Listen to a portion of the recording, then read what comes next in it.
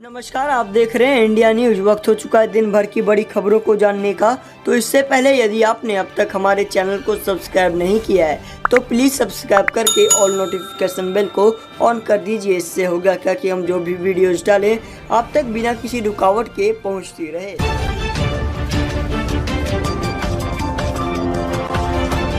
आइए दोस्तों, बात करते हैं पहली बड़ी खबर की ओर। आपको बता दें कि सीएपीएफ कैंटीन में स्वदेशी सामान बेचने का सरकार ने वापस लिया आदेश। दरअसल आपको बता दें कि गृह मंत्रालय ने गुरुवार को 15 मई को दिए अपने उस बयान पर रोक लगा दी है, जिसमें कहा गया था कि केंद्रीय अर्धसैनिक बलों की कैंटीन में अब केवल स्वदेशी सामान ही बेचे जाएंगे। दरअसल आपको बता दें, गृह मंत्रालय से मिले आदेश के बाद से सीएपीएफ ने देश भर में चलने वाली कैंटीन के लिए 400 से अधिक वेंडरों से अपनी खरीद के सभी ऑर्डर फिलहाल स्थगित कर दिए थे। इन कैंटीन से करीब 50 लाख अर्धसैनिक बल के कर्मी और उनके परिवार सामानों की खरीद करते थे। आपको बता दें कि केंद्रीय गृह मंत्रालय ने 13 फरवरी को घोषणा की थी कि कैंटीन 1 जून से केवल स्वदेशी उत्पादों की बिक्री करेंगे ताकि घरेलू उद्योगों का बढ़ावा दिया जा सके। केंद्रीय पुलिस कल्याण भंडार निकाय ने हाल में आदेश जारी कर हर तरह की सामग्री के ऑर्डर पर तत्काल प्रभाव रूप से रोक लगा दिया गया है। साथ ही गृह मंत्री अमित शाह ने कहा था कि मैं देश की जनता से भी अपील करता हूं कि आप देश में बने उत्पादों को अधिक से अधिक उपयोग में लाएं व अन्य लोगों को भी इसके प्रति प्रोत्साहित करें। तो वहीं प्रधानमंत्री ने चक्रवात प्रभावित पश्चिम बंगाल को हर संभव मदद का दिया आश्वासन। दरअसल आपको बता दें कि प्रधानमंत्री मोदी ने बृहस्पतिवार को कहा कि चक्रवाती तूफान अम्फान से सभी प्रभावितों की पूरी मदद की जाएगी और कोई कसर नहीं छोड़ी जाएगी। पश्चिम बंगाल में चक्रवात के कारण कम से कम 12 लोगों की जान गई। आपको बता दें, कई इमारतें क्षतिग्रस्त हुई हैं। मोदी ने अपने ट्वीट में कहा कि मैंने चक्रवाती तूफान अम्फान के कारण पश्चिम बंगाल में नुकसान के दृश्य को देखा है। यह चुनौतीपूर्ण समय है। पूरा देश पश्चिम बंगाल के साथ एकजुट होकर खड़ा है। राज्य के लोगों की भलाई के लिए मैं प्रार्थना कर रहा हूँ। स्थिति सामान्य करने के लिए प्रयास जारी है। उन्होंने कहा कि प्रभावितों की मदद के लिए कोई कसर नहीं छोड़ी जाएगी। मोदी ने कहा कि एनडीआरएफ की टीम चक्रवात से प्रभावित क्षेत्रों में काम कर रही है। शीर्ष अधिकारी स्थिति पर करीबी नज़र रखते हुए और पश्चिम बंगाल के साथ करीबी समन्वय बनाकर काम कर रहे हैं। प्रधानमंत्री ने कहा कि मेरी संवेदनाएं ओडिशा के लोगों के साथ भी है, जहां राज्य चक्रवात अम्फान के प्रभाव से बहादुरी से मुकाबला कर रहा है। प्रशासन जमीन स्तर पर काम कर रहा है ताकि सभी प्रभावितों को हर संभव मदद पहुंचाई जा सके। उन्होंने कहा कि मैं स्थिति के जल्द सामान्य होने की कामना करता हूं। तो वहीं पीयूष गोयल का बड़ा ऐलान, जल्द और ट्रेनों का किया जाएगा परिचालन। 2 या 3 दिनों में काउंटर बुकिंग भी होगी शुरू।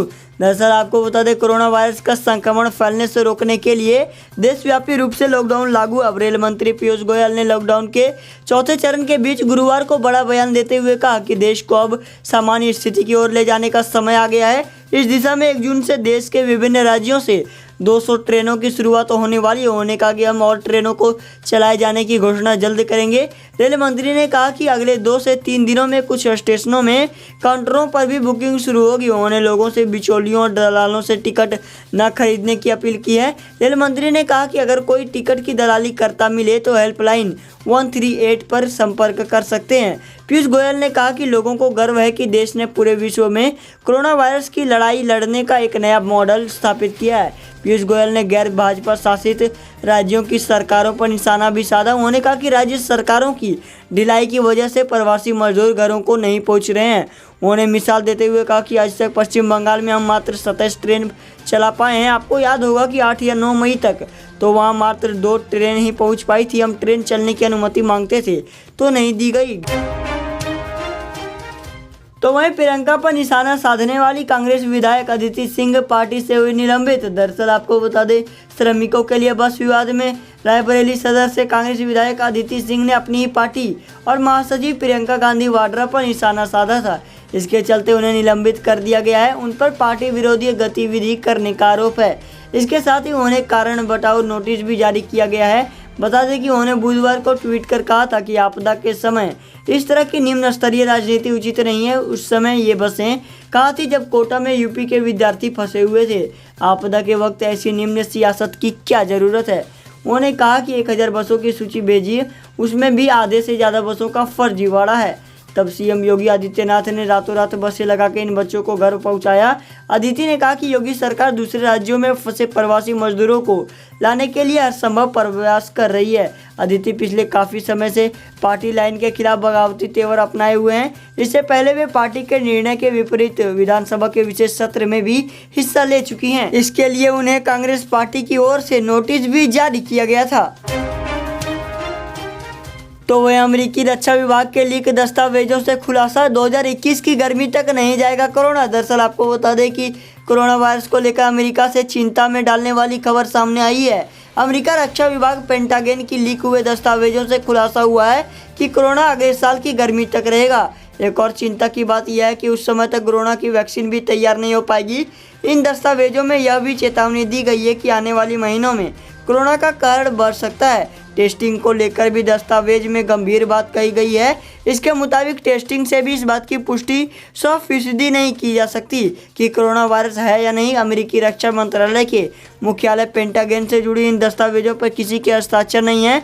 ऐसा कहा जा रहा है कि ये दस्तावेज रक्षा सचिव मार्क एस्पर के लिए homeland defence and global securities के सहायता सचिव ऑफ डिफेंस के केनेथ रपुआनो ने तैयार किया है, लेकिन मेमो के अधिकारियों रूप से पुष्टि नहीं हुई। आपको बता दें कि मेमो के मुताबिक आगे आने वाले महीनों में कोरोना का कहर दुनिया भर में बड़े स्तर पर फैलने का खतरा बना रहेगा। कोरोना तब तक जारी रहेगा जब तक इसकी वैक्सीन तैयार नहीं हो जाती और व्यापक पैमाने पर लोगों को बचा नहीं लिया जाता। कोरोना की वैक्सीन आने में 1 साल से ज़्यादा समय लग सकता है और कोरोना महामारी एक बार जाने के बाद दोबारा लौट के भी आ सकती है। तो वहीं सोनिया गांधी के खिलाफ एफआईआर दर्ज, पीएम केयर फंड के बारे में गलत जानकारी देने का आरोप। दरअसल आपको बता दें, कांग्रेस अध्यक्ष सोनिया गांधी के खिलाफ प्रधानमंत्री केयर फंड से संबंधित कुछ जानकारी देने को लेकर एफआईआर दर्ज हुई है। यह एफआईआर कर्नाटक के शिमोगा जिले में दर्ज करवाई गई है।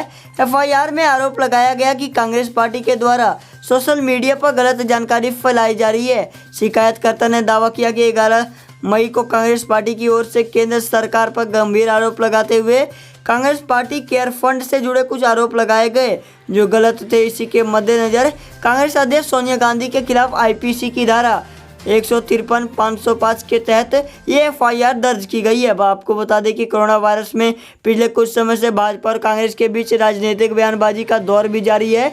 पिछले दिनों कांग्रेस ने पीएम केयर फंड को लेकर भी सवाल उठाए थे। इस सब को लेकर कई तरह के बयान जारी हुए।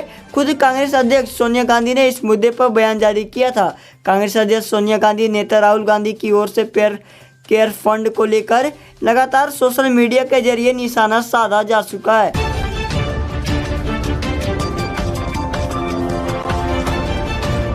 दोस्तों वीडियो पसंद आए तो वीडियो को लाइक व शेयर जरूर कर दें, साथ ही चैनल को भी सब्सक्राइब कर दें, जिससे कि हमारी हर वीडियोस की नोटिफिकेशन आप तक बिना किसी रुकावट के पहुंचती रहे।